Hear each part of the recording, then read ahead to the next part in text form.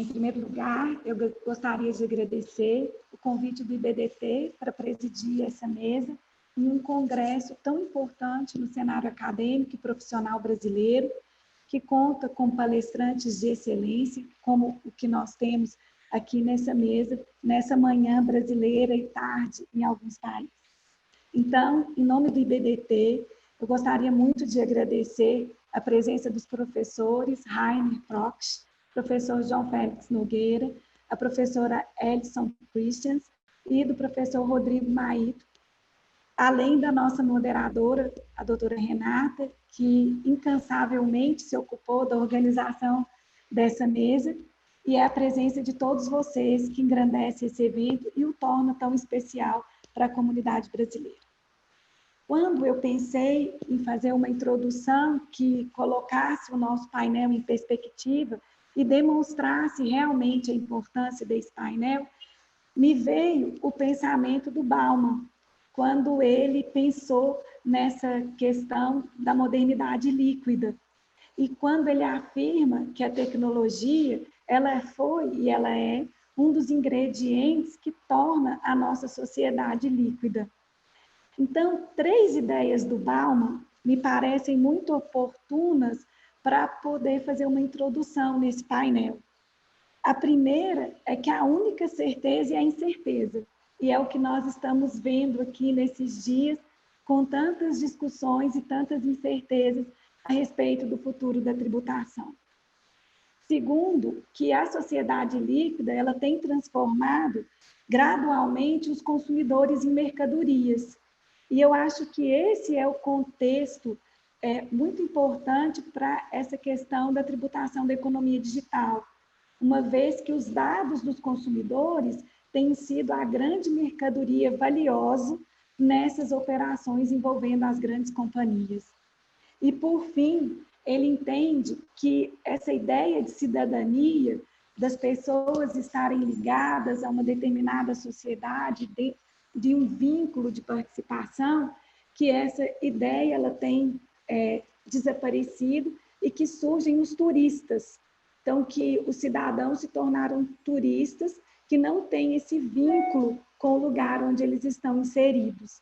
E eu acredito que essa ideia de turista vale tanto para as pessoas físicas, hoje nós temos os nômades digitais, assim como as pessoas jurídicas, uma vez que o pano de fundo dessa erosão da base tributável é justamente essa ideia de turista e de não se inserir em um determinado local como cidadão. Então, se nós considerarmos tantas transformações em tantos setores da nossa sociedade, era óbvio que o nosso sistema de tributação devesse se reinventar e devesse, de alguma maneira, se transformar, introduzindo novos pilares ou refletindo sobre os pilares que nós temos hoje. Por isso que eu acho que a palavra que a OCDE utilizou de pilar é uma palavra importante, porque pilar tem a ver com estrutura, tem a ver com base, com fundamento, e é isso que nós estamos revisitando nesse momento.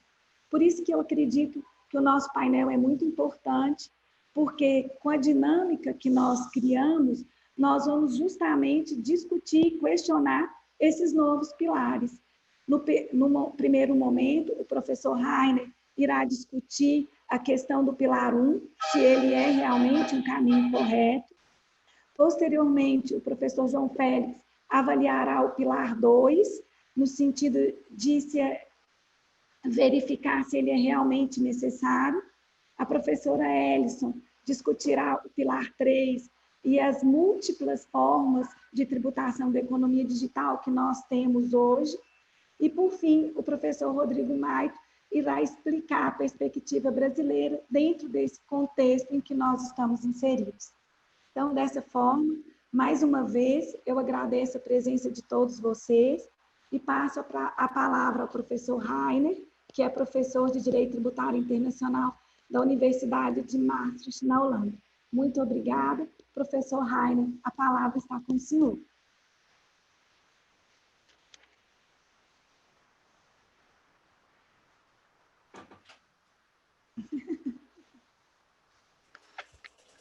Obrigado, Alessandra. Bem, muito obrigada, Alessandra. Bem, bom dia a todos, os participantes, amigos, colegas e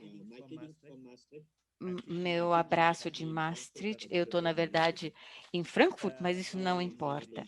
E hoje, isso já não é mais importante onde você está localizado. Então, é importante para o tópico que vamos abordar agora, onde você está realizando seus lucros, desculpa.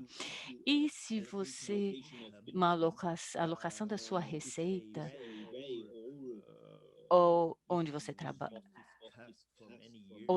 trabalha, o que ocorreu já há muitos anos, grande parte dos casos que abordamos entre equity entre os estados, então, o que é o mais eficiente em termos de princípio para alocar as receitas para certos estados, mas quando olhamos para trás, ou então quando a primeira convenção da Liga das Nações, nos anos 1923, notou-se que nós precisávamos de linhas e que nos guiassem, diretrizes com relação à alocação do rei. Então, o Comitê Financeiro das Nações Unidas, então, na Liga das Nações Unidas, desculpa, você sabe que isso provavelmente para comparar essas perguntas que se fazia paralelamente, então, peritos técnicos também trabalharam na questão do mesmo objetivo.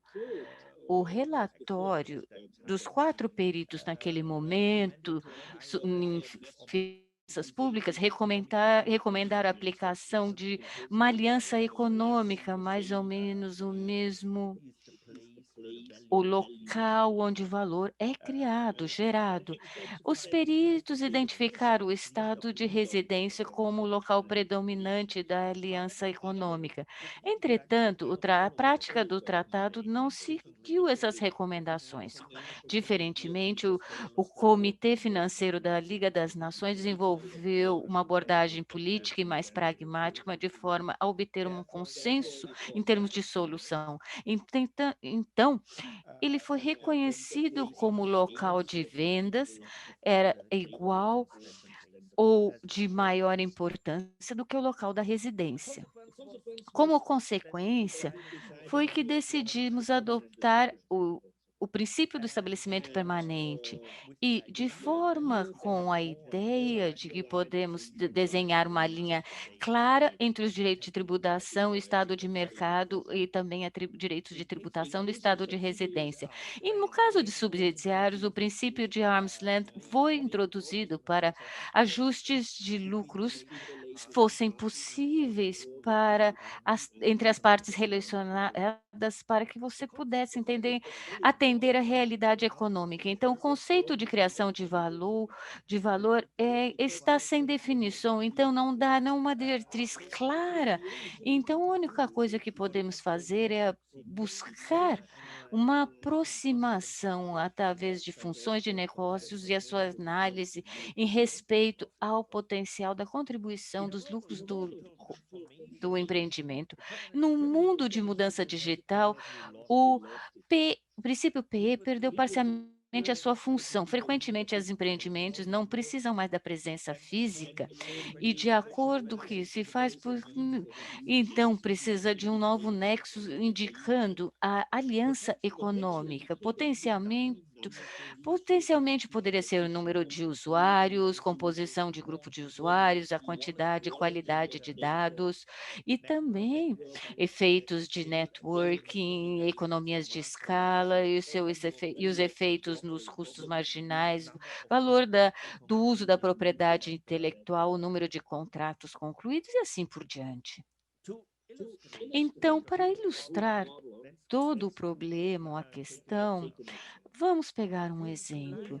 Durante julho e setembro de 2019, o Facebook tinha 2,5 bilhões de usuários e ganhou, então, e com propagandas voltadas especificamente para o usuário, 17,4 bilhões, então que o principal objetivo da tributação nos Estados Unidos e número de usuários no país de mercado, impactou a divisão dos direitos de tributação entre os estados. Isso parece o que é uma dúvida aqui, porque o número de usuários e a pessoas endereçados com relação à propaganda fortaleceu, então, a poder do Facebook para negociar esses propagandas, então, teve o número de usuários impactou o lucro do Facebook e na quantidade, entretanto, foi difícil determinar os números exatos, embora fosse número enorme.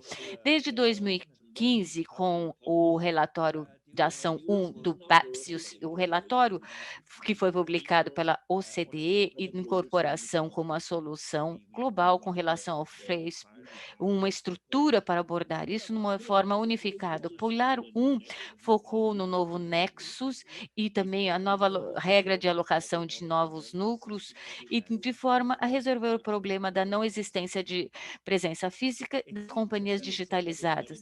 Parece que se a discussão terminou, e nós temos agora mais ou menos decidido de uma forma generalizada que os jurisdições de mercado devem, nestes casos, ter um direito de tributação.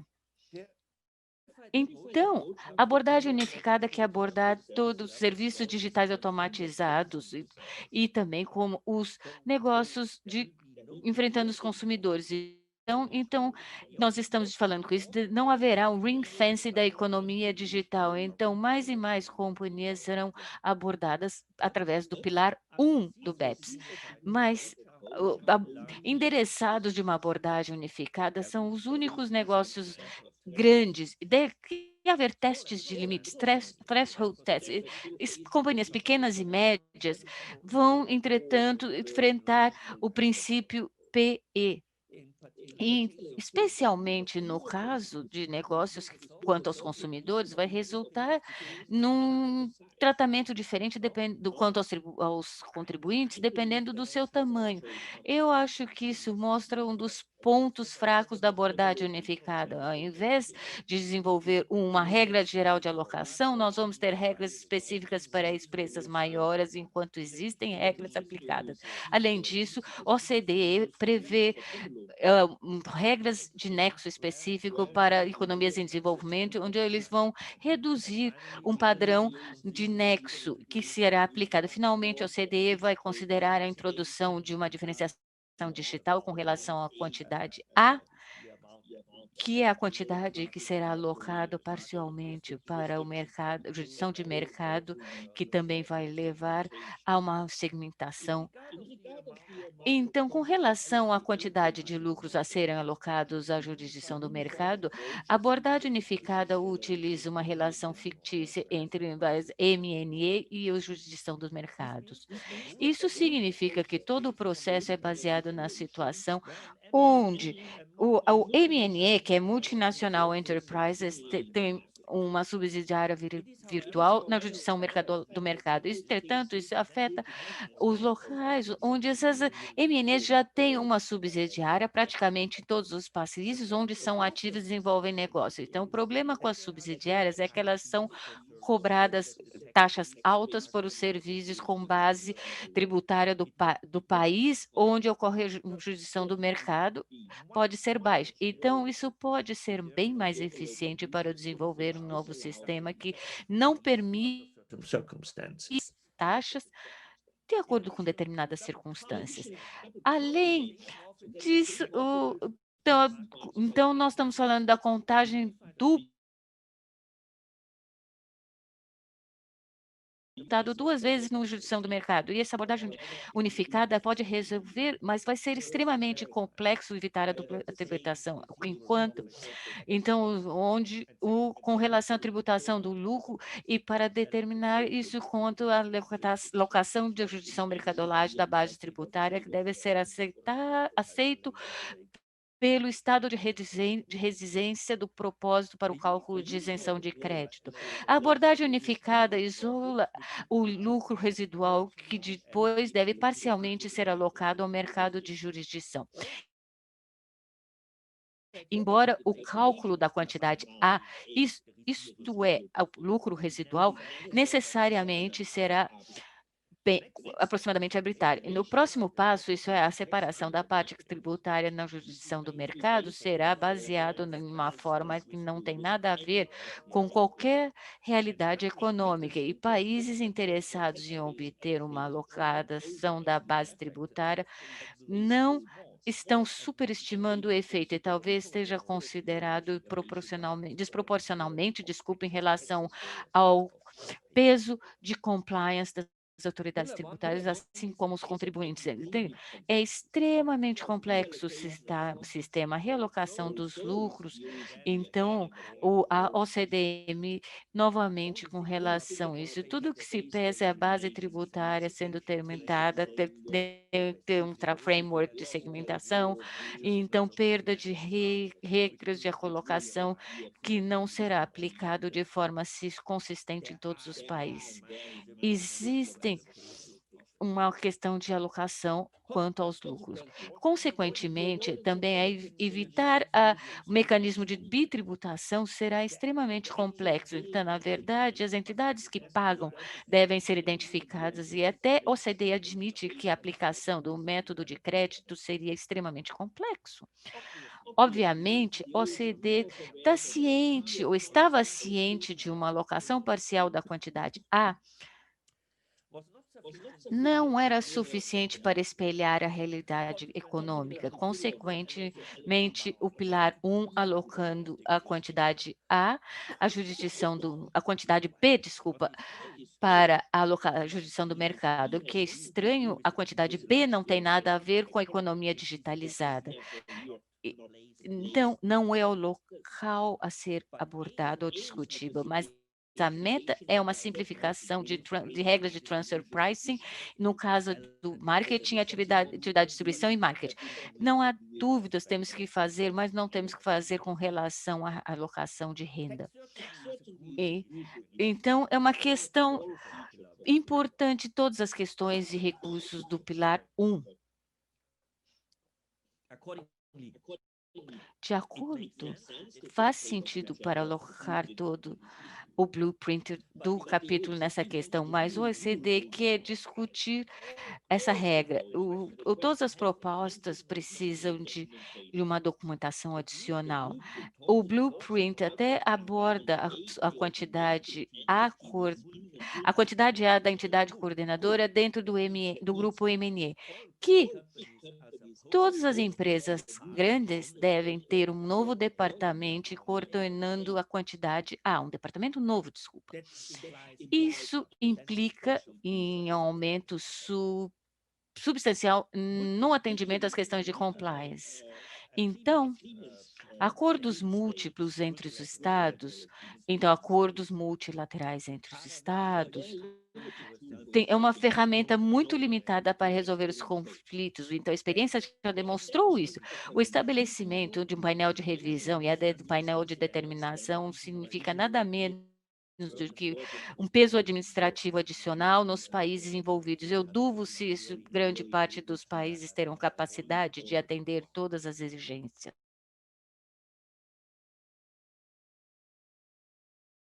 O mecanismo de resolução de litígios vinculante é a única forma para garantir a verdadeira certeza. Não será o resultado do processo, não deve ser uma surpresa quando nós, ao final, não termos isso resolvido. Quando olhamos o que agora a quantidade de opiniões são divergentes entre os estados envolvidos. Mas é uma questão crucial, na minha opinião. Todo o processo deve ser feito condicional de um mecanismo de resolução de litígio vinculante. Se não tiver de litígio, nós vamos ter regras complexas, sem nenhuma certeza legal ou jurídica, e muito obrigada pela sua atenção.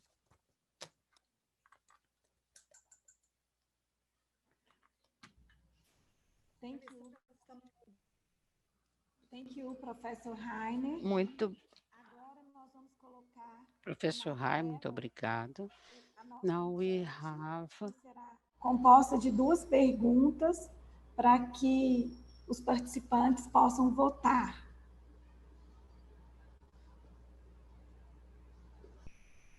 E dando sequência, então, ao nosso painel, eu passo a palavra ao professor João Félix Pinto Nogueira. O professor João Félix é vice-presidente acadêmico do IBFD e é docente da Universidade Católica Portuguesa. Professor João, a palavra está com o senhor. Muito obrigado. Antes de mais, eu gostaria de agradecer ao IBDT, nas pessoas dos professores Luís de Eduardo Choeiri e Luís Flávio Neto, o convite para integrar esta mesa. É um prazer estar aqui em representação do IBFD e da IBFD Task Force on Digital Economy. Gostaria ainda de apresentar os meus cumprimentos aos demais membros do painel, com os quais tenho o prazer de partilhar esta apresentação. Não deixa de ser curioso discutir o aumento da tributação da economia digital numa conferência organizada por Zoom, com links enviados por Outlook, com reuniões preparatórias em WhatsApp, com difusão intensa no Facebook, Instagram, LinkedIn e Twitter. No entanto, não se preocupem, nem tudo está a ser digitalizado. Por exemplo, em preparação desta apresentação, eu perguntei à Siri, como tributar os gigantes digitais? Tive de falar em português brasileiro porque a Siri não percebe português de Portugal. No entanto, a Siri ficou a pensar até agora. E eu não sei se o problema foi o meu Wi-Fi estar mal ou se a Siri está, como todos nós, à espera da resposta da OCDE. Vamos passar à minha apresentação. A minha apresentação centra-se no pilar 2 da OCDE, também conhecido como Globe. Antes de mais, em que é que consiste este Globe? Este Globe consiste na introdução, digamos assim, de um imposto societário mínimo a nível internacional. Estamos aqui perante 4 regras. 2 de aplicação pelo Estado da residência e 2, a Income Inclusion Rule e a Switchover Rule, e 2 de aplicação por parte do Estado da fonte, a Under Tax Payments Rule e a Subject to Tax, que neste momento estão familiarizados com a... Devemos destacar esta Income Inclusion Rule, uma espécie de super CFC, que obriga as multinacionais a pagar imposto no Estado da sociedade-mãe, sempre que uma das suas afiliadas esteja sujeito a uma alíquota efetiva mínima inferior à que venha a ser definida. As regras obrigam a que qualquer empresa, independentemente da jurisdição que se encontrem, paguem uma alíquota efetiva mínima. O que pode ser uma boa medida, dado que alguns sistemas de base erosion e shifting exploram precisamente a existência de jurisdições onde a alíquota do imposto sobre o rendimento é zero ou quase zero.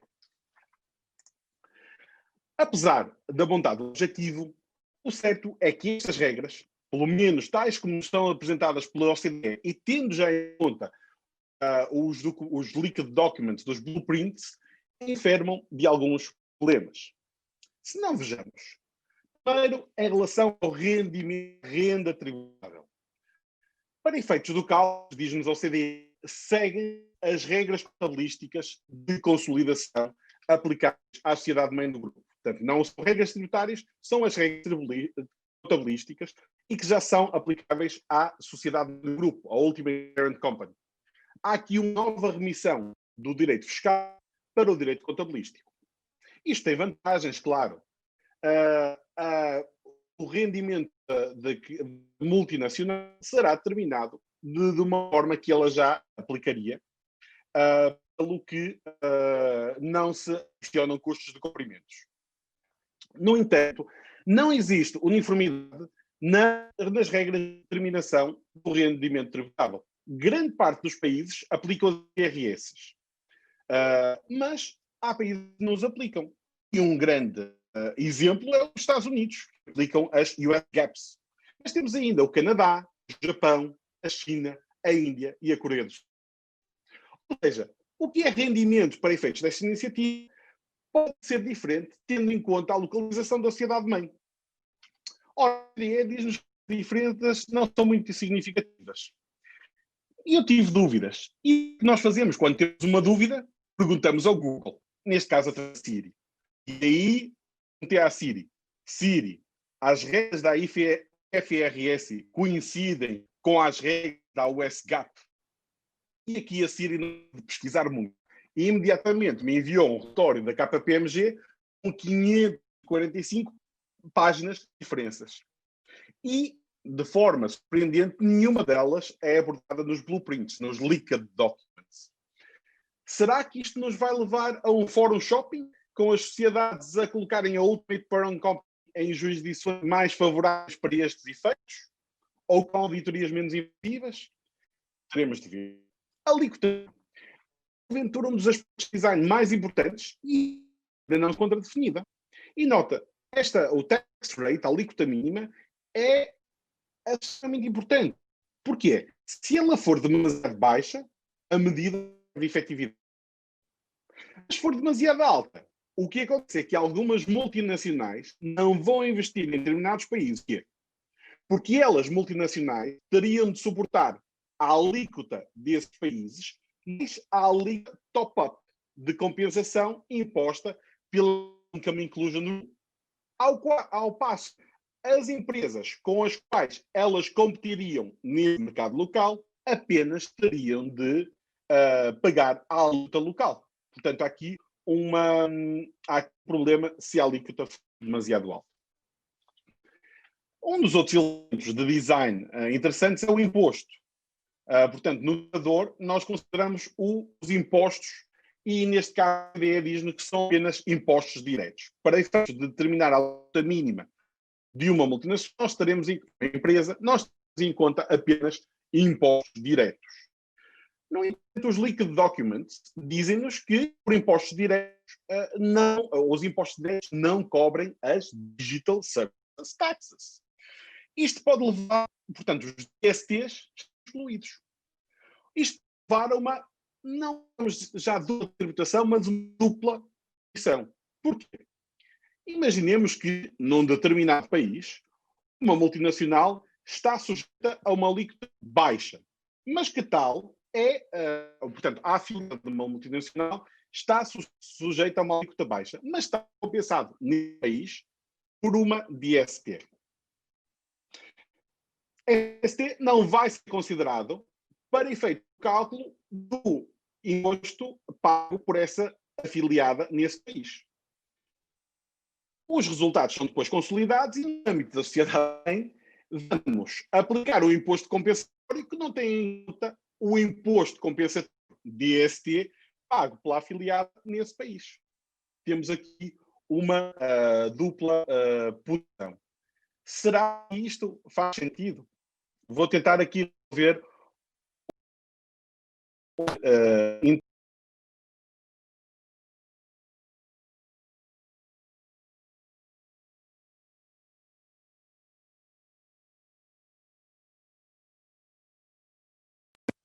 é um pouco difícil do seminário, mas vamos tentar.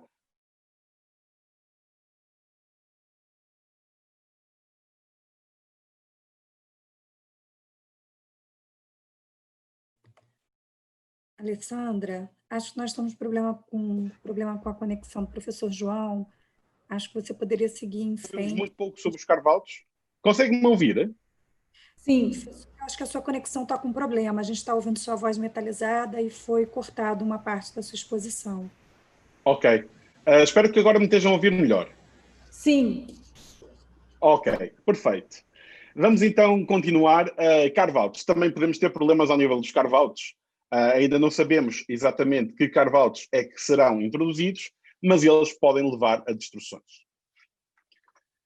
Além dos problemas relacionados com o design, existem várias outras deficiências, nomeadamente o ring fencing. O professor Rainer Prock estava a dizer que o Pilar 1 não levava a ring fencing, mas isto não se passa com o Pilar 2. E o Pilar 2, efetivamente, leva a ring fencing. Temos dois problemas em termos de ring fencing. Um deles é o ring fencing e distorção da concorrência. Em primeiro lugar, as regras só se aplicam a sociedades a operar num contexto transnacional, as quais estarão numa posição menos favorável que as empresas domésticas. Em segundo lugar, as regras só se aplicam a multinacionais com uma receita superior a 750 milhões. Estas vão estar colocadas numa posição menos favorável, sem que exista uma razão de policy para fazer essa distinção. Temos ainda temos dois problemas de implementação. Temos um problema de implementação em termos de lei doméstica. Vamos precisar de regras que estendam a soberania tributária às situações globe. E como é que garantimos que todos os parlamentos em todos os países do mundo estendam a soberania tributária interna de uma forma uniformizada que não leve a problemas de dupla tributação? Mesmo a partir das regras dos liquid documents, é difícil perceber os contornos finais destas regras. E como sabem todos os juristas, the devil is on the details, e em estruturar no fraseado wording destas regras. Temos ainda problemas de implementação com os tratados. Teremos de criar um instrumento multilateral que se aplique de uma forma clara a todos os países e ao mesmo tempo, para que a medida seja efetivamente aplicável. Será que o conseguimos? E temos ainda problemas a termos de direito da União Europeia. Existem sérios problemas de compatibilidade. Por exemplo, a Under Tax Payments Rule, ao aplicar-se apenas no cenário transnacional, viola claramente o direito da União. Para um exame mais pormenorizado do direito da União Europeia, por favor, vejam um artigo que publiquei há cerca de mês e meio no World Tax Journal, chamado Globe EU Tax Law. Por último, estas regras podem levar a alguma manipulação. Por exemplo, um país que tenha uma taxa mínima abaixo da que for efetivamente definida pela OCDE pode decidir subir os impostos diretos para cumprir essa alíquota mínima e depois compensar essa subida com uma descida em impostos indiretos e ou contribuições para a segurança social, ou mesmo com subsídios estatais. Será que existe alguma possibilidade de robustecermos estas regras? Posto isto, e porque o tempo também não é muito, passemos para algumas considerações finais. Acho que um exame do Pilar 2 não será bem feito se não tivermos em consideração o Pilar 1 e o Pilar 2. Porquê? O Pilar 1 e o Pilar 2 são apresentados pela OCDE como uma forma de resolver problemas da economia digital. No entanto, fazem-no em direções distintas. O Pilar 1 reforça os estados da fonte e do mercado, enquanto que o Pilar 2 acaba por reforçar os estados da residência e as Capital Export Jurisdictions. Será que faz sentido caminhar conjuntamente, mas em direções diversas? Em segundo lugar, há aqui um anulamento parcial da soberania tributária, a qual pode ser mais ou menos grave na medida em que nós podemos ter de utilizar essa soberania, ou seja, a possibilidade de definição de alíquotas mínimas para algumas empresas ou algumas entidades abaixo do mínimo definido pela OCDE. E podemos ter de o fazer, nomeadamente por imperativos constitucionais. Em terceiro lugar, há aqui uma imposição de um Steuerstaat, ou de um Estado fiscal. Ou seja, a partir de agora, há uma agenda mundial de que todos os Estados têm de ser Estados fiscais, ainda que os Estados macroeconomicamente não necessitam, como é o exemplo de alguns países árabes. E por último, e com isto termino, quem são os vencedores e os perdedores? Porque em qualquer reforma tributária existem claramente vencedores e perdedores. Num estudo recente da Universidade de Oxford, esta identificou alguns dos perdedores. E não temos surpresas. Bermuda, Holanda, Ilhas Cayman, Ilhas Virgens Britânicas, Luxemburgo, Porto Rico e Singapura. Nada nos surpreende. Mas, infelizmente, também não me surpreende verificar quem serão os prováveis vencedores desta reforma, deste Globe Pilar 2. E os grandes vencedores, de acordo com este estudo, são a China e os Estados Unidos. Será que precisamos de uma nova reforma mundial que tenha como resultado o último, o reforço da receita tributária das grandes potências mundiais? Fica a questão. Muito obrigado pela vossa atenção e estarei disponível para responder às questões que apareçam no chat.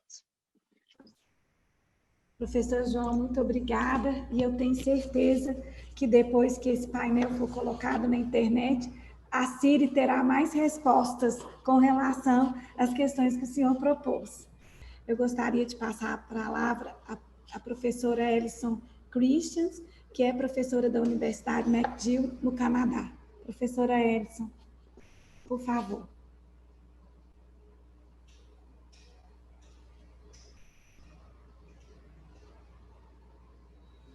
Thank you so much. It's great to be on this panel. Oh, I'm hearing Portuguese coming out, so just a second while I sort that out. Obrigada. Muito obrigado. É um prazer estar aqui. Digamos, vamos ver se eu mudo. Desliguei, desculpe. Então, é um dado. Eu estou falando para mim mesma em português, foi muito bom. Bom dia a todos desse painel.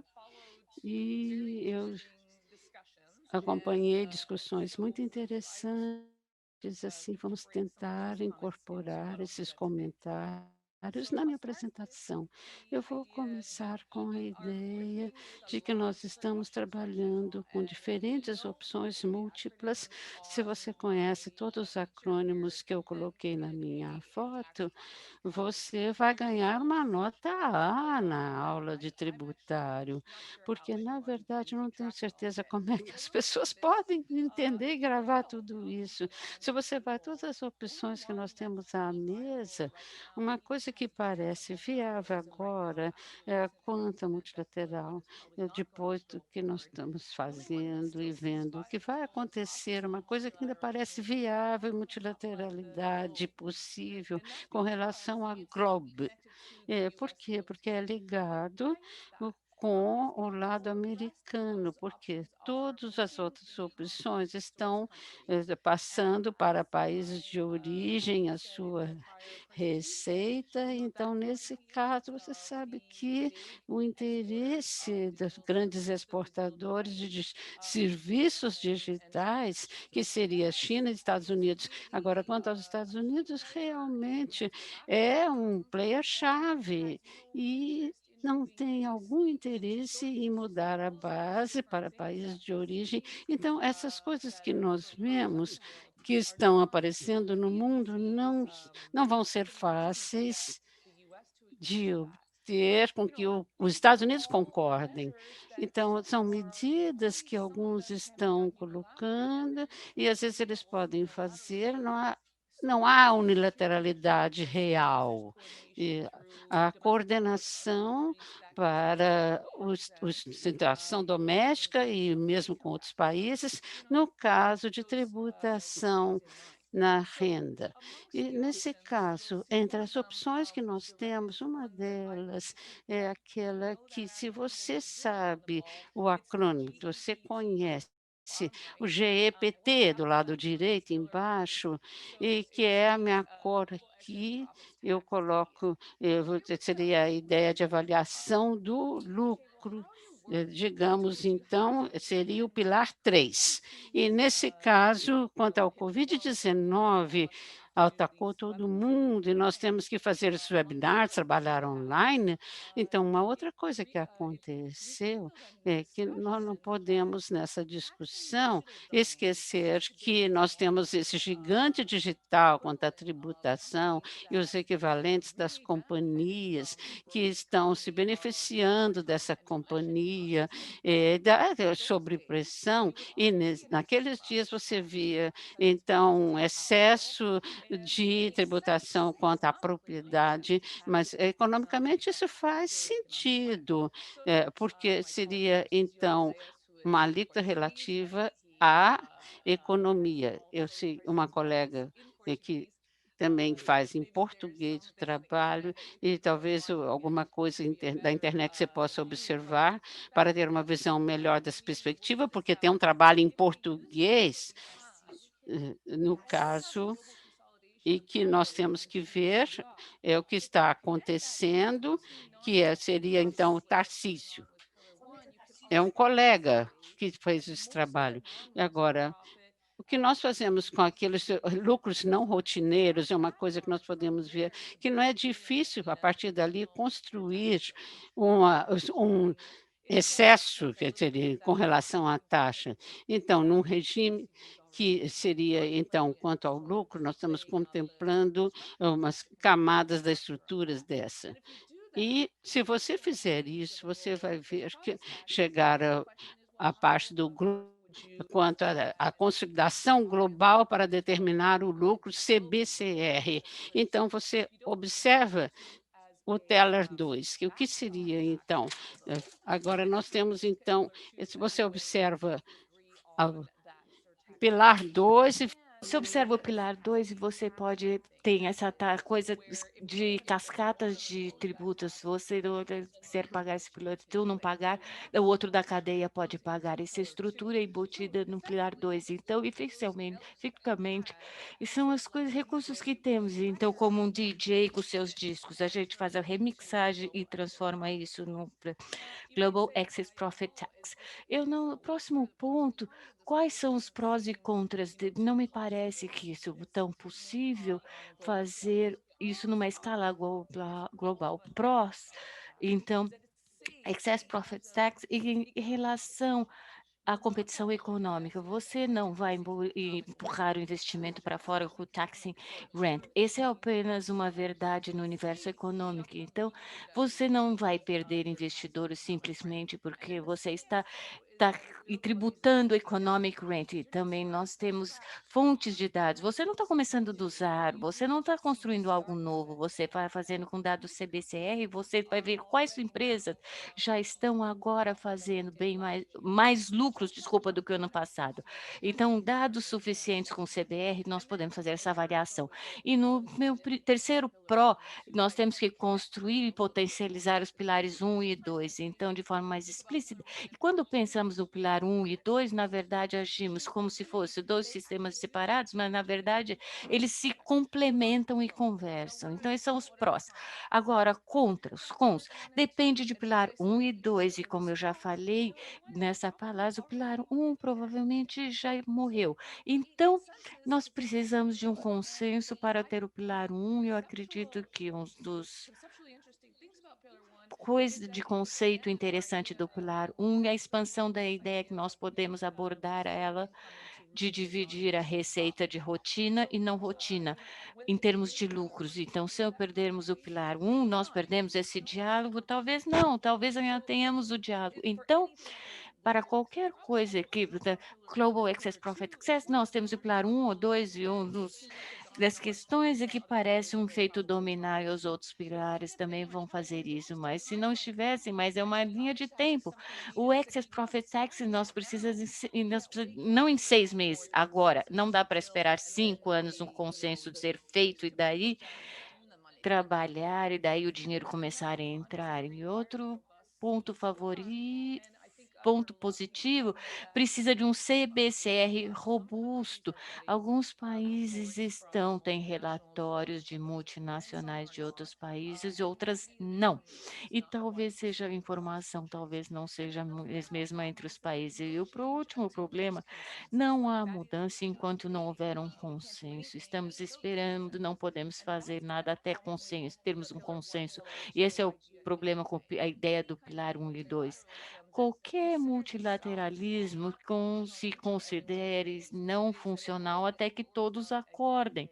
Tem que trabalhar ex ante. Então, esse é o problema. Enquanto isso, nós temos um problema de um sistema que temos agora, sem progresso. Então, eu vou daqui para dizer consenso multilateral não é só confinado ex ante em termos de acordos. Nem sempre você tem que confiar, nós esperamos até o consenso multilateral e daí mudarmos as coisas algumas vezes. Você pode desenvolver o consenso com adaptação unilateral, enquanto funcionar com as frameworks já existentes. Eu tenho o próximo slide, é um complicado, confuso, muita informação, não vou falar muito sobre este slide, porque eu acho que meus outros panelistas vai falar que eu tenho 2 minutos para falar sobre esse slide e não vai dar. Eu digo apenas que a ideia do slide é demonstrar que existem formas de se ponderar sobre medidas unilaterais que não são bem assim, se você pensar como funciona em termos do sistema que já temos. Então, olhando à esquerda, em cima, uma caixa azul, vamos falar quais é as coisas que estamos tentando tributar nessa conversa digital. Talvez 4 coisas diferentes. Então, tamanho da caixa é uma ideia minha, dependendo do tamanho do problema ou perda de tributos, mas é só uma ideia. Então, olhamos o azul e-commerce, pomos os lados, não vamos preocupar com isso, talvez o IVA cuide disso. Mas e os outros? Propaganda, serviços online, user data, de vendas. Digamos que você vai para a questão unilateral, você adiciona uma provisão para tributo não residente, para não residentes, e daí você pode ir através de uma análise tipo árvore e não tipo árvore. Eu sei que meu tempo acabou, mas olha esse slide, estou sempre disponível a falar sobre isso. Eu tenho um paper que vai ser publicado, e neste slide você pode ver o Gap Tax, as propostas de tributação global, temos endereços aqui na internet, então tá, impostos retidos, e vocês podem me contactar no Twitter, Instagram, é assim, talvez no Twitter possamos conversar, e eu encerro aí, muito obrigada, foi um prazer estar com vocês hoje. Muito obrigado. É difícil responder isso. Professor Rodrigo Ezemas. Professor do IBFD, desculpa, diretor e professor do IBDT. Professor Rodrigo, a palavra está com o senhor.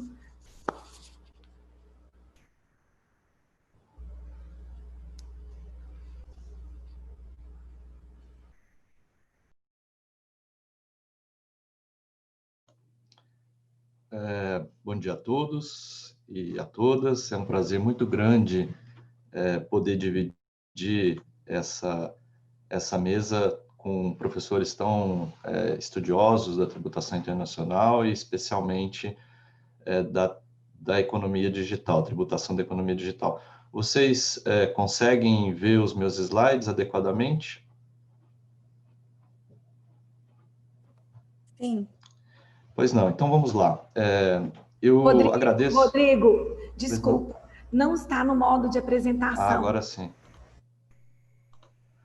Agora sim, vamos lá. Muito obrigado.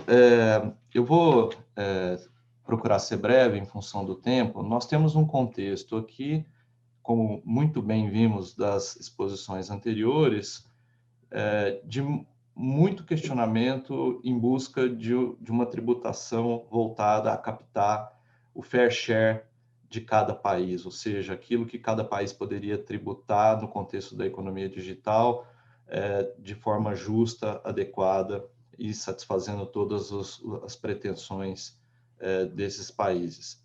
O fato é que nós temos, nesse contexto, bastante controvérsia e o consenso está longe de ser alcançado. A minha ideia aqui hoje é trazer a perspectiva brasileira e mostrar se essa perspectiva, né, se a forma como o Brasil lida com a tributação pode eventualmente trazer alguma ideia e que possa ser aproveitada no cenário internacional como algo a ser seguido. O Brasil adota, desde a década de 40 do século passado, a tributação na fonte, né, dos não residentes. Então, os não residentes são tributados na fonte. Quando a gente fala de economia digital, nós temos basicamente 2 itens de rendimento que são tributados de forma direta, né? a remuneração de serviços e a remuneração de royalties. Tudo isso vai depender da forma como se qualifique aquela situação, né? Afinal de contas, nós estamos falando na economia digital, sobretudo, da tributação de intangíveis. Obviamente que o ganho de capital também pode surgir como um rendimento suscetível a ser tributado, a depender da alienação desses intangíveis e não meramente de uma prestação de serviço. O fato é que o Brasil, ao longo do tempo, foi aprimorando, né, a sua conceituação do que são os serviços, né? O conceito de serviços ele tem aqui dentro da nossa realidade brasileira uma série de controvérsias, especialmente no que diz respeito aos serviços técnicos. A Receita Federal, em 2014, procurou, talvez, colocar um ponto final nessas discussões por meio da Instrução Normativa 1455, trazendo o conceito de que serviços técnicos abrangeriam toda a espécie de serviço que contemple conhecimentos técnicos especializados e abrangeria também assistência administrativa e consultoria, ainda que prestada a partir de estruturas automatizadas. Pois bem, qual que é o cenário que nós temos hoje em termos de tributação na fonte no Brasil, para além do imposto de renda, né? Nós temos uma realidade em que o serviço técnico, né, é tributado a 15%, nós temos contribuições, a CID e PIS e COFINS de importação, que também incidem quando se efetua pagamentos para não residentes, e o imposto sobre serviços, e ainda um imposto sobre operações financeiras, né, o IOF, né, na modalidade de câmbio. Então, para esses serviços técnicos, essa tributação ela pode chegar a 45%, né, nominalmente falando. Há uma segregação, portanto, aquilo que não seria serviço técnico seria serviço puro, né? Eu tenho dúvidas, particularmente, em saber o que é um serviço não técnico ou um serviço puro, porque, afinal de contas, todo serviço pressupõe algum conhecimento na sua consecução. E, de outro lado, ainda que os serviços puros não estejam sujeitos à CID, eles acabam tendo uma alíquota de imposto de renda na fonte maior do que para os serviços técnicos e, naturalmente, a tributação acaba tendo finalizando na mesma alíquota nominal global, ou seja, a gente chega no mesmo resultado praticamente. Os royalties, por sua vez, estão sujeitos a uma tributação, vamos assim dizer, mais baixa na fonte, mas existem uma série de controvérsias sobre a dedutibilidade desses royalties que eu não vou entrar aqui em benefício do tempo. O fato é que o Brasil, né, pelo que nós estamos vendo aqui, já tem um arcabouço legislativo e já conta com vários tributos, né, que incidem na importação de serviços ou royalties, né, ou seja, quando se remunera os não residentes nessas operações, de tal forma que falar aqui na nossa realidade de um Digital Service Tax é algo que não faria o menor sentido, né? Afinal de contas, temos uma tributação inegavelmente que já onera em demasia os serviços, os royalties. E no que diz respeito aos intangíveis que advêm da economia digital, essa remuneração também se encontra onerada igualmente por esses tributos. Haveria, sim, uma discussão sobre se, em todos os casos, em operações B2C, B2B, essa tributação, ela, de fato, do ponto de vista prático, ela se materializa, porque, afinal de contas, quando uma pessoa física, um indivíduo, ele adquire intangíveis pela internet, não necessariamente existem mecanismos efetivos para se saber se aquele indivíduo está recolhendo todos esses tributos. Diferentemente do que acontece com o imposto de renda, a contribuição com a CID, o PIS e COFINS de importação e o ISS, o único tributo que um indivíduo, ao fazer uma compra internacional via cartão de crédito, ficaria sujeito de uma forma imediata, né? Não que ele não deva pagar os demais tributos, é o IOF, e isso naturalmente traz desafios de ordem prática para a administração tributária, saber se as obrigações tributárias estão sendo devidamente cumpridas. No âmbito da aplicação dos tratados contra a bitributação, o Brasil é conhecido no cenário internacional por uma postura bastante particular no que diz respeito à qualificação da remuneração dos serviços. Então, o Brasil, ao longo dos anos, né, sempre procurou resguardar para si o direito de tributar na fonte a remuneração dos serviços, ainda que, na lógica dos tratados contra a bitributação, historicamente, essa remuneração devesse ficar sujeita ao artigo 7º, portanto, lucro de empresas, né, que devem ser tributados só no país da residência e não na fonte. Nós temos a particularidade de que a maior parte dos tratados brasileiros, nos seus respectivos protocolos, traz uma equiparação do serviço técnico e assistência técnica a royalties, ou seja, para fins de aplicação dos tratados brasileiros, à exceção dos tratados com Áustria, Finlândia, França, Japão e Suécia, haveria, então, em todo caso de remuneração a não residentes de serviços, né, a equiparação a royalties, e isso faria com que houvesse um deslocamento da regra alocativa do tratado, né, do artigo 7º para o artigo 12. A Receita Federal, né, obviamente que em função de precedentes jurisprudenciais, na linha de que a qualificação deveria respeitar se o tratado possui ou não norma específica para essa tributação, acabou em 2014 apresentando um ato declaratório interpretativo que estabeleceu um roteiro em que a qualificação prioritariamente vem para o artigo 12, royalties, se houver protocolo, né? Eventualmente, artigo 14, que é o artigo que trata da remuneração de profissionais independentes, artigo esse que, lembramos, já foi excluído da Convenção Modelo da OCDE por estar, de uma certa forma, dentro do escopo do próprio artigo 7º, ou mesmo do artigo 12, a depender da situação e a depender da natureza do serviço que a gente esteja diante. Mas, residualmente, então, na medida em que os tratados não tiverem no seu protocolo aquela equiparação, aplicar-se-ia, então, o artigo 7º. Essa é a situação que vivemos aqui no Brasil. Obviamente que existem uma série de nuances aqui a respeito dessas equiparações, né? No que diz respeito ao ganho de capital, o Brasil também opta por tributar na fonte e o faz com base num critério de localização do ativo em relação ao qual o ganho de capital é auferido, se ele está aqui localizado.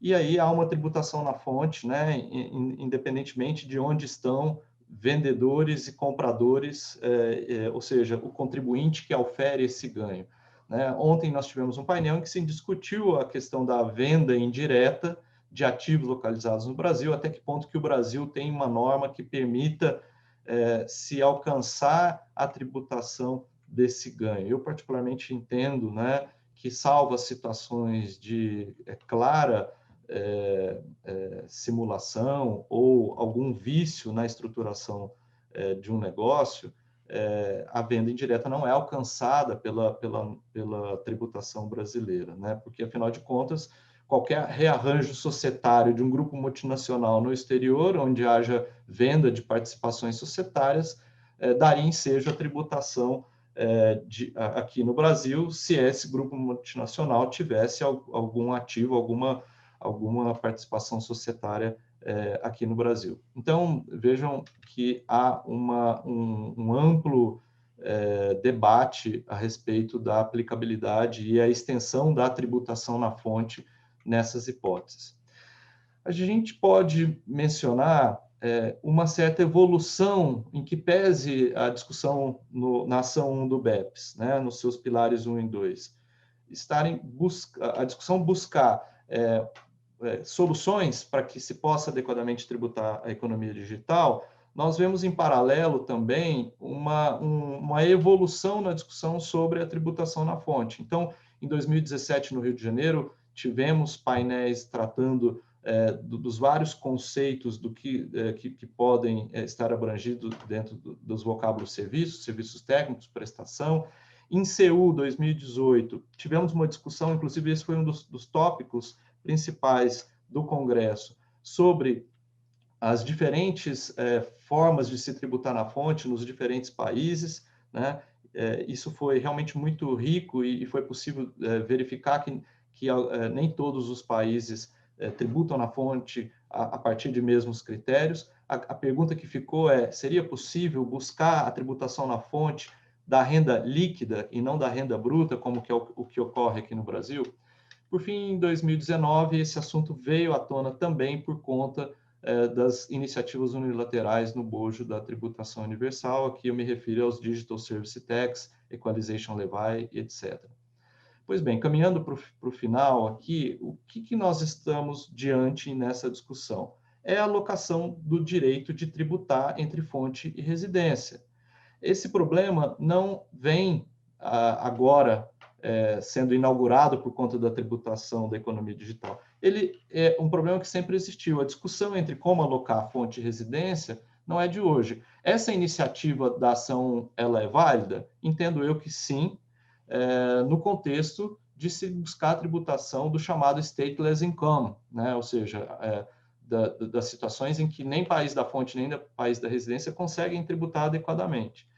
Então, existem questões de ordem prática, né, em relação a como essas soluções que estão sendo aventadas nos pilares 1 e 2 vão realmente ser aceitas por países com diferentes realidades, com sistemas tributários bastante complexos, igualmente complexos, e com características particulares, né? A visão que eu particularmente tenho do tema é que, na verdade, essa iniciativa da OCDE, ela basicamente ela vai terminar numa rediscussão sobre a alocação do poder de tributar para além da economia digital, ou seja, nós estamos falando aqui de medidas que podem afetar a economia tradicional, bem em linha com aquilo que o professor Proksch mencionou na sua exposição.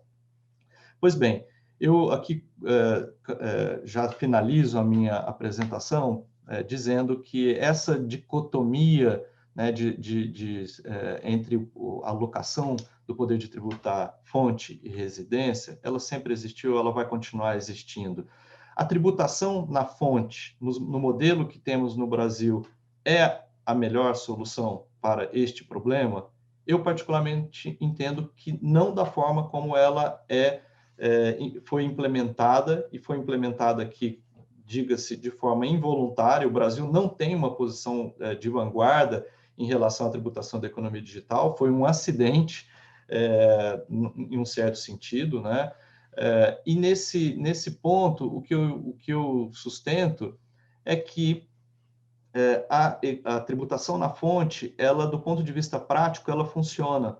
Ela só deve ser bem calibrada para que haja um equilíbrio, né, em termos de carga tributária, em termos do que cada país pode ter em termos de arrecadação tributária nesse contexto.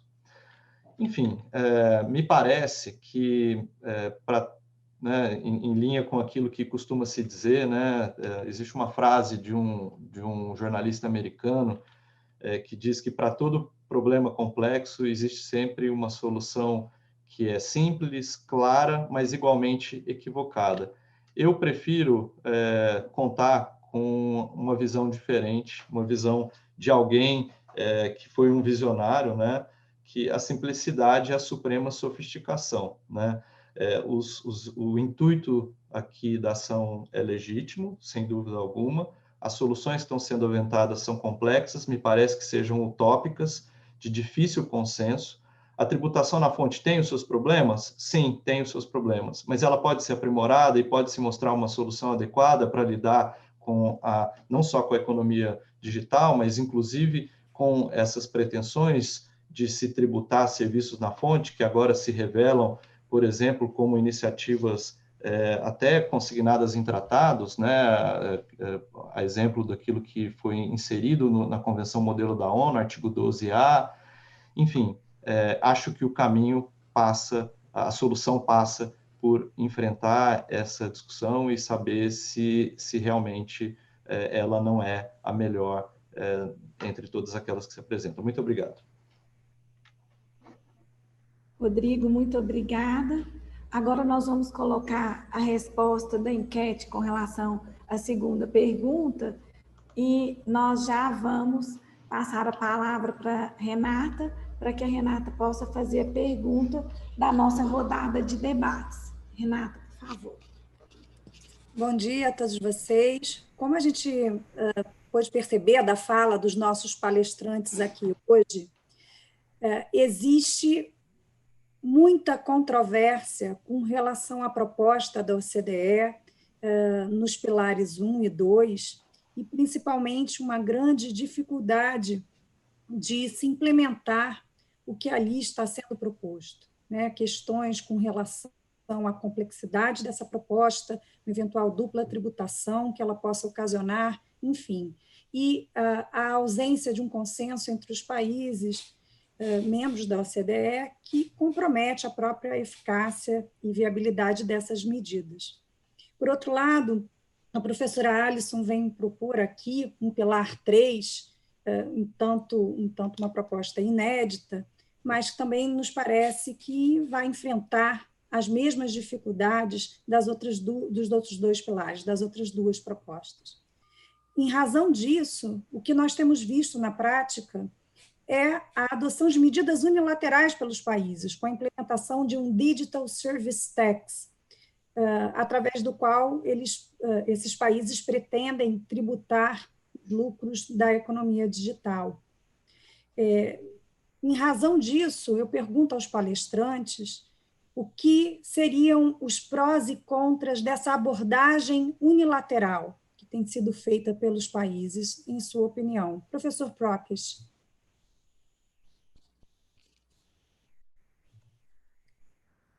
Thank you for giving me a chance to say something on Muito that. obrigada por dar-me um tempo para falar sobre essa questão.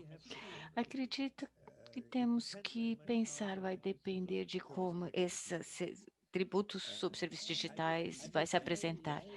Eu seria muito contra esse tributo se fosse em forma de um imposto, em forma de uma retenção. Não faz sentido. Mas também temos conflitos com tratados, temos o mesmo problema que precisamos de algum tipo de harmonização. No mundo todo, precisamos de regras de tratados que evitam a bitributação.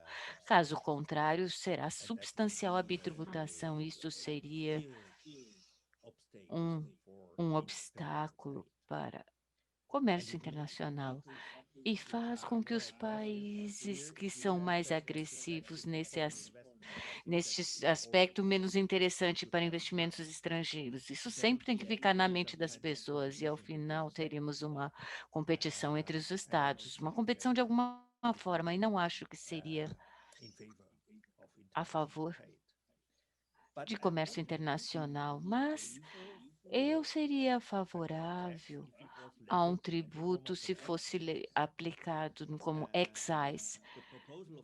A proposta da União Europeia parece-me,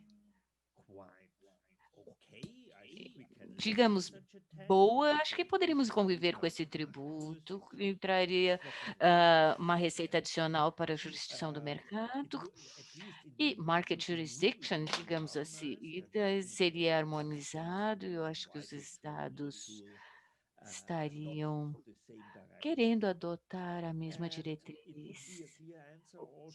E também seria uma resposta para a América primeiro. Eu acho que uma resposta para a comunidade do Estado quanto ao comportamento como alguém como Trump? E uma resposta clara de como as empresas norte-americanas conduzindo negócios aqui sem pagar impostos, como deveriam ser tratadas. Muito obrigada. Professor João. Professor Muito João. obrigado. Thank you very much. Qualquer solução unilateral são bem conhecidos. Por um lado, são uma forma de obter a receita rapidamente, não depende dos outros países, não depende de um consenso mundial, portanto é fácil obter essa receita. Por outro lado, isto não deve ser subestimado, são uma arma política para a negociação. A negociação exige um consenso mundial e, eventualmente, este consenso pode ser forçado através da adoção de uma solução unilateral, como seja um imposto, um Digital Service Tax. No entanto, os problemas parece-me que excedem, ou os inconvenientes excedem as vantagens. Por exemplo, até agora estamos a caminhar no sentido de uma multilateralização, de uma globalização e uma multilateralização. E estas soluções unilaterais impedem ou são um retrocesso. E nós estamos a caminhar contra o sentido que vínhamos a caminhar até agora. São um retrocesso porque criam problemas ao comércio mundial, criam novos problemas de compliance, como não estão harmonizados, levam a dupla tributação. Como estes impostos, estas reações unilaterais têm um efeito normalmente de ring fencing, só se aplicam a algumas prestações de serviços ou a algumas empresas, acabam por distorcer a concorrência. Isso pode ser o resultado do threshold de 750 milhões ou o resultado de se aplicar a alguns produtos, os quais digitais competem com produtos normais. E, por último, este problema, se a solução unilateral for de um turnover taxes, o problema normal de qualquer turnover tax, imposto sobre a faturação, que é o de ser uma forma menos desenvolvida que o imposto sobre o rendimento, porque vai tributar toda a gente, tenha ou não capacidade contributiva. Uma empresa que seja uma startup, que esteja a lançar-se no mercado, mesmo que não tenha rendimentos, renda, o que é normal, vai ter de pagar. Uma última nota, se me permitem, e eu sei que o tempo é muito escasso. Muitos países estão preocupados com os níveis tributários das empresas que já estão localizadas lá e que pagam menos impostos que empresas comparáveis, não digitais. E pensam num pilar 1, pilar 2, ou pensam noutras soluções. No entanto, ainda não vemos nenhum destes Estados a tratar de um problema que, por exemplo, a Universidade de Mannheim e o ZEW da Universidade de Mannheim assinalou como uma das causas da baixa de tributação da economia digital, que são os incentivos que os próprios Estados concedem a essas empresas, como, por exemplo, patent boxes, como, por exemplo, depreciações aceleradas, amortizações, incentivos fiscais específicos para essas empresas de economia digital. E eu acho que nenhum Estado deveria ser capaz de modificar regras de uma forma tão gravosa como em termos de pilar 1 e pilar 2, ou mesmo ou impor regras unilaterais como a DST, se não fosse capaz de, anteriormente, resolver os seus próprios incentivos fiscais que levam a essa distorção. Muito obrigado pela vossa atenção e espero ainda contribuir no chat. Professor Ellison. Professor? Thank you so much. Muito obrigada. Eu gostaria de dar um toque em favor do multilateralismo e também não usando essa expressão. Sabemos que não há uma coisa como total, isolado movimento. Você não pode fazer nada com imposto sem pensar como ele tem um impacto internacional. Qualquer você não está trabalhando num vácuo, você está trabalhando com todos. Então, se você não tiver um trabalho aí, seu trabalho, seu crédito de impostos estrangeiros e também que os outros países dão, se não será bom se você não tiver crédito e isenção em outros países. Então, se você não tiver tratados, você não deve utilizar impostos de serviços digitais. Você tem que usar os retidos no seu imposto de renda, porque você tem mais chance de obter esse crédito. Quando falamos unilateral, a sugestão é que unilateral é autônomo e isolado e o argumento que o opositor é verdadeiro. Não é o isolado.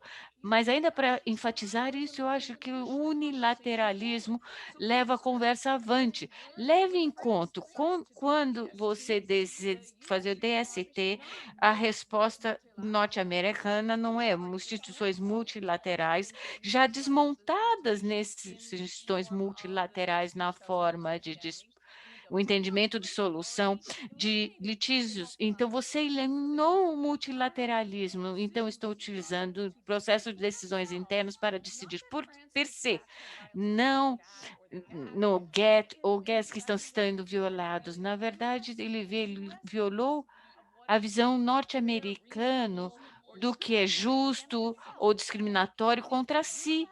E ele veio com uma decisão unilateral. Fancy DST violou apenas as suas ideias do que é justo para comércio. Então, não é GAP, é um movimento isso, mas os Estados Unidos talvez tenham utilizado isso para convencer os outros países a não seguir esse caminho. Mas ele quer passar por cima de um multilateralismo para punir o Estado, utilizando suas próprias regras internas. E isso é a definição de unilateral. Eu argumento que a mensagem não foi bem passada, porque nós temos outros países adotando DSTs, agora os Estados Unidos iniciou uma segunda investigação não multilateral, não usando GAP, não utilizando resolução de litígio, utilizando o seu processo de decisão interno para uma decisão discriminatória, não é multilateral, mas o que faz é passar a mensagem.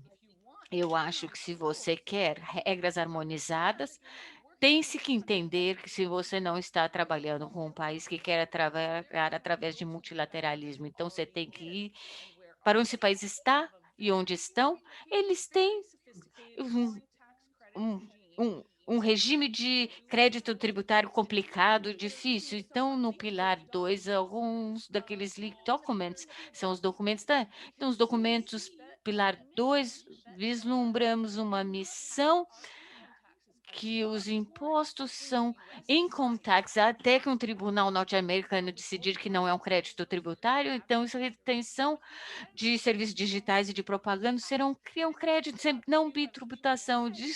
Esqueça da resolução de litígios, porque você acha que os Estados Unidos vai concordar quando nos últimos anos eles fizeram desmontar de toda essa questão do comércio.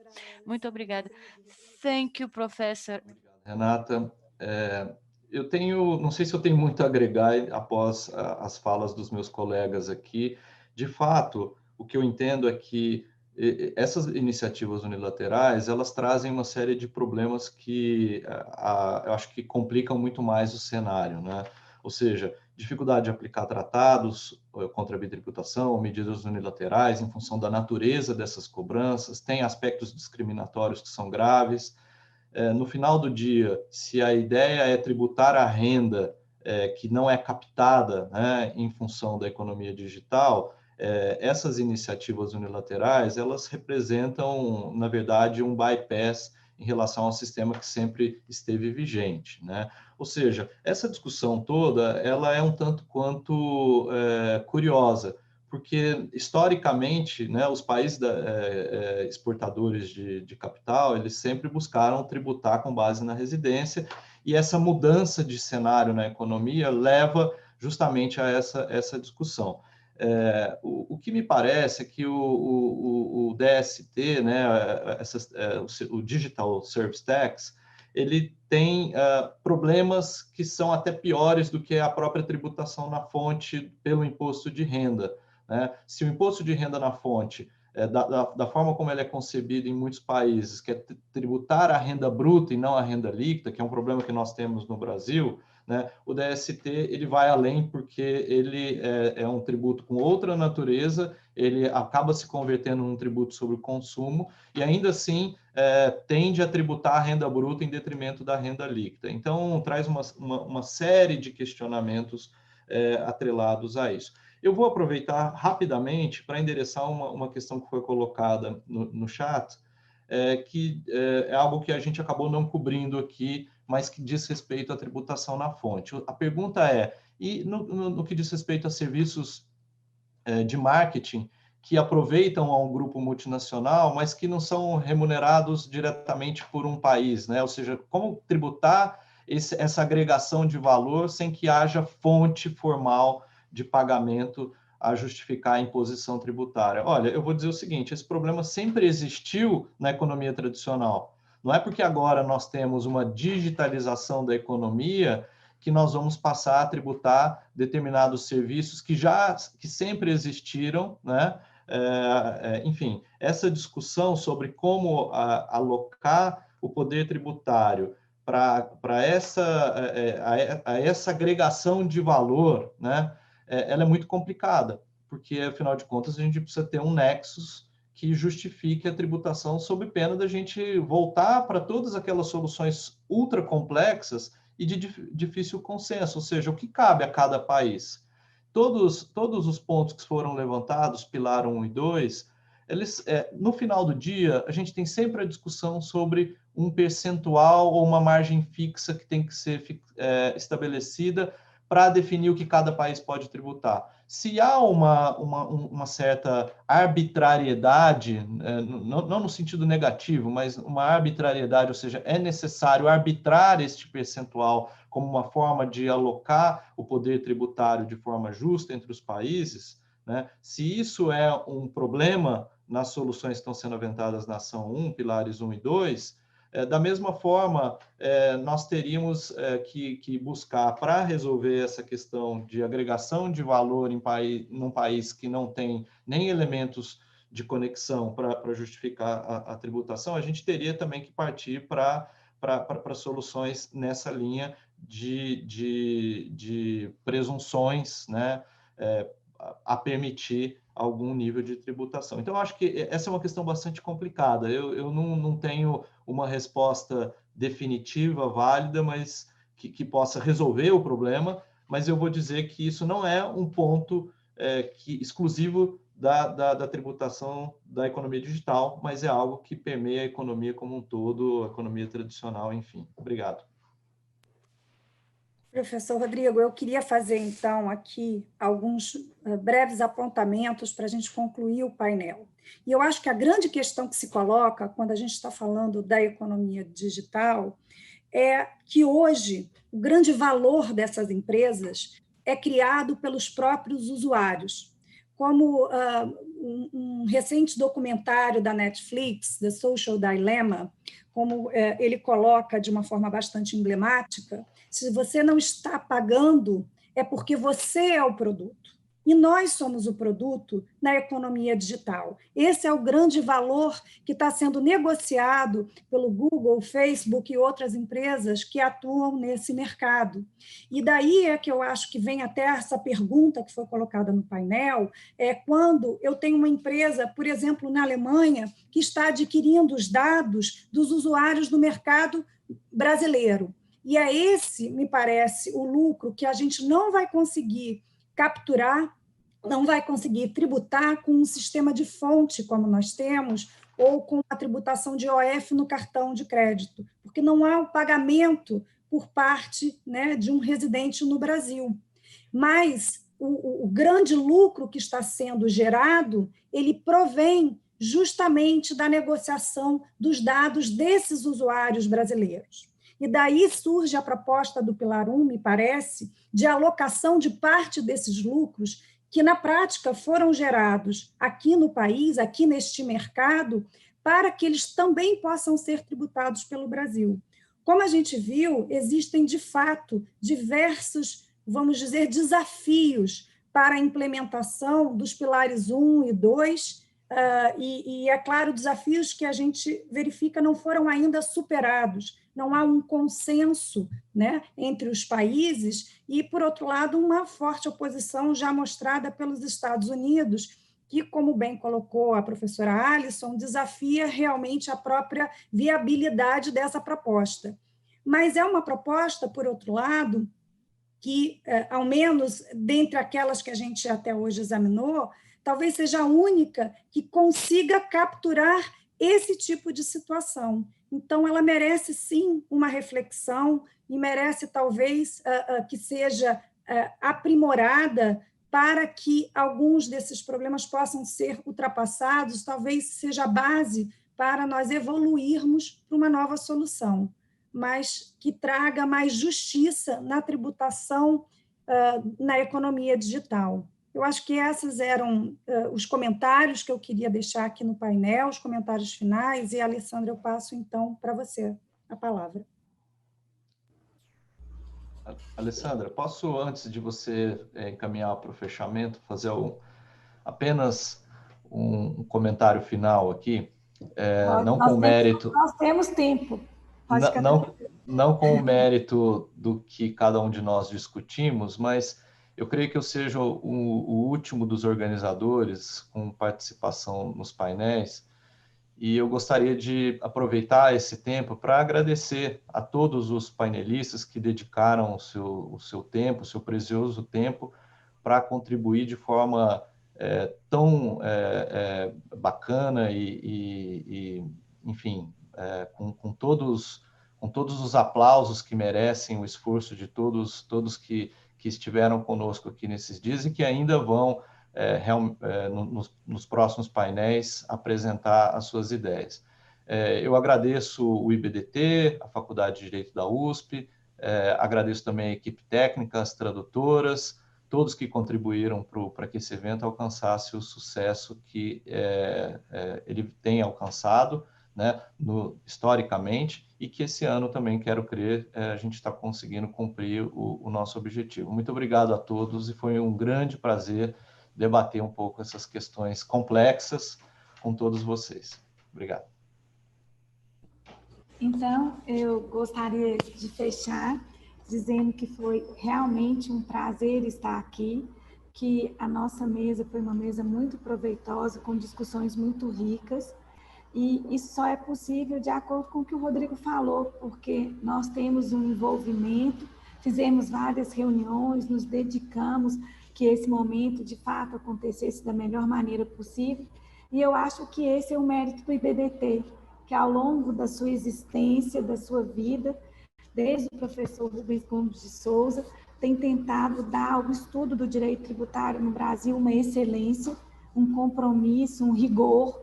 Eu brinco que o IBDT é uma grife de qualidade, então a gente se sente honrado de poder participar, porque de fato é um convite especial de uma instituição que sempre vem prezando por um estudo de qualidade, tanto do ponto de vista profissional quanto acadêmico, mas que nós tenhamos um compromisso com criar um direito tributário justo, discutido e respeitoso. Então, é com essas palavras que eu agradeço a presença de todos vocês, agradeço ao IBDT, a todos vocês por esse esforço hercúleo em época de pandemia. Acho que vencemos, estamos no tempo e ainda fizemos uma discussão de altíssimo nível, de excelente qualidade. Thank you and have a nice weekend. Obrigada e tenha um ótimo fim.